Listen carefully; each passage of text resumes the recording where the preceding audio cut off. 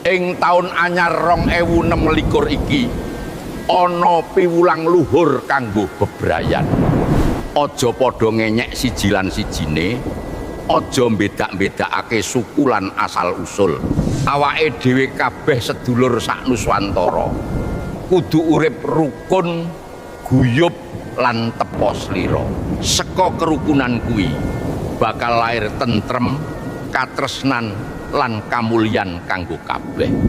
Ayo saiki padha dipupus, sing wis ya wis padha ngapura siji lan sijine. Tahun ngarep akeh penyakit, akeh wong mati, akeh kiai padha ra iso nututi duwe ilmu tapi tetek akale. Ora iso dipercaya kabeh. Mung sliramu, awakmu dhewe karo Gusti Allah sing iso mbok percaya.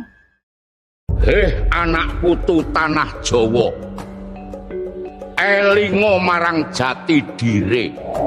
Nalika manungsa kesasar dening pangkat lan bondo, alam bakal paring tondo.